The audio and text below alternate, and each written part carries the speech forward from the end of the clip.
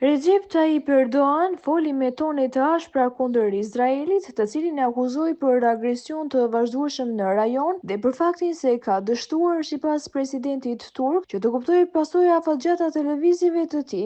Erdogan u shpreh se mbështetja e pakufizuar që Izraeli merr nga perëndimi po shtyn atë të veprojë pa ndjeshmëri ndaj realitetit gjeopolitik dhe historik të rajonit. Me përkrahjen e pakufishme të perëndimit, po sulmon Iranin, po shkatron Gazën dhe po ushtron presion mbi çdo vend në rajon. Ai nuk është i vetëdijshëm për pasojat e veprimeve të tij. Erdogan paralajmëroi se Izraeli mund të kuptojë gabimin e tij vetëm kur të jetë tepër vonë. Asnjë vend në këtë rajon nuk është izoluar nga të tjerët, kujtoi kreu i shtetit turk, duke cituar këtu lidhjet e thella historike dhe kulturore. Çdo sulm ndaj palestinezëve apo Iranit nuk është një çështje që prek vetëm popullsinë lokale, por ka një ndikim të gjerë në të gjithë rajonin dhe shkakton pasoja afatmesme dhe afatgjata për të gjitha shoqëritë. Kështu që sulmi ndaj territoreve iraniane nuk është vetëm një çështje që prek shtetin iranian. Për Erdoganin, çdo hap i ndërmarrë në rajon pa vlerësuar realitetet historike dhe shoqërore sjell fatkeqësi të reja, të cilat zakonisht përfundojnë me zhdukjen e shtypësve.